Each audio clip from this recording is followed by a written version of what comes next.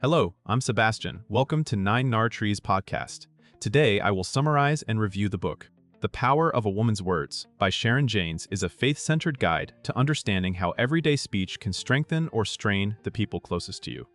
Drawing from biblical principles and practical life experience, Jaynes focuses on the ripple effect of words spoken in homes, friendships, workplaces, and church communities. The book frames communication as a stewardship issue, inviting readers to see language not only as self-expression, but also as a tool that can build identity, encourage growth, and reflect spiritual maturity.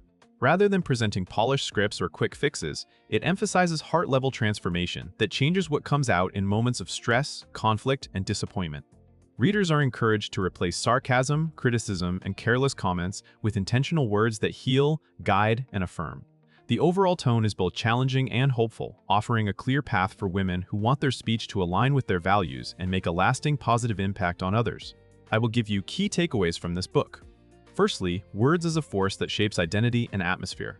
A central idea in the book is that words do not merely describe reality, they help create the emotional and relational climate people live in. Jaynes highlights how repeated messages, whether supportive or cutting, can influence how a spouse, child, friend, or colleague perceives their worth and potential. This theme moves beyond the obvious warning against harsh talk and asks readers to recognize the cumulative power of small comments, the sigh after a mistake, the label attached to a child, the joke that quietly diminishes a partner, or the constant focus on what is missing. The book encourages women to see their speech as an ongoing contribution to the atmosphere of their homes and communities. When words are chosen with care, they can become a stabilizing presence that fosters safety and trust. When words are careless, they can seed anxiety, shame, and defensiveness. This topic also connects identity formation with spiritual perspective, urging readers to align daily speech with truth, grace, and purpose. The result is a practical call to speak in ways that help others feel seen, valued, and capable of growth rather than trapped by past failures or negative labels. Secondly, transforming the heart to transform the tongue. Another major topic is the connection between inner life and outward speech. Instead of treating communication as a surface-level behavior to manage, the book emphasizes that words often reveal what is happening inside: unresolved anger, fear, pride, insecurity, or a desire to control. Jaynes challenges readers to consider what their speech patterns expose about their beliefs and emotional wounds. For example, chronic criticism may signal disappointment and a need for certainty, while sarcasm may mask hurt or resentment. By addressing the heart, readers can make changes that last beyond a single conversation. The book encourages practices such as prayer, reflection, and personal accountability as ways to reshape motivations and reactions. It also points out that many people attempt to speak kindly while carrying bitterness, which eventually leaks out under pressure. This topic helps readers identify triggers that lead to verbal reactions and to replace them with healthier responses rooted in patience and humility.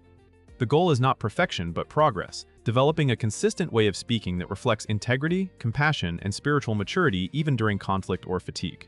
Thirdly, building up. Instead of tearing down in close relationships, Jaynes devotes significant attention to the relationships where words matter most because they are heard most often.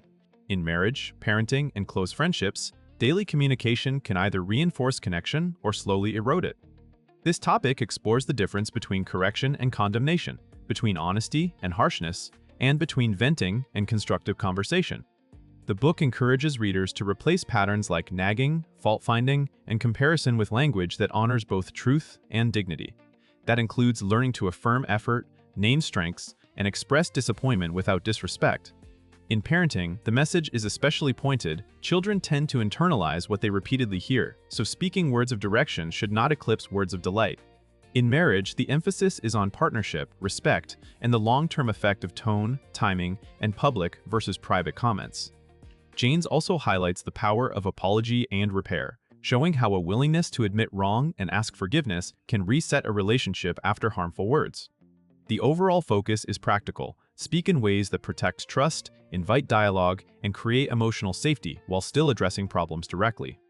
Fourthly, replacing unhelpful speech patterns with wise, intentional language. The book identifies common speech habits that feel normal in the moment but damage relationships over time. These include gossip, exaggeration, impulsive venting, passive-aggressive remarks, and the tendency to assume motives. Jaynes encourages readers to become students of their own language, noticing patterns that appear in stress, conflict, or insecurity. The key is replacing reactive speech with intentional language that is both truthful and life-giving. This topic emphasizes practical wisdom, pausing before responding, choosing the right moment for difficult conversations, and asking clarifying questions rather than making accusations.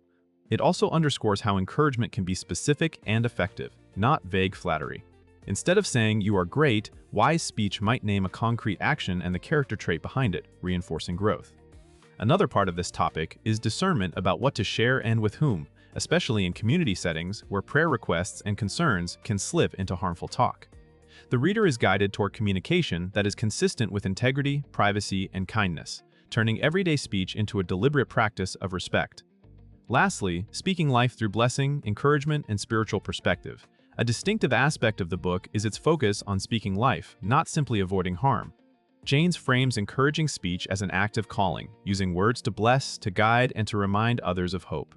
This topic includes the practice of choosing language that reflects faith during hardship, helping others interpret their circumstances without despair.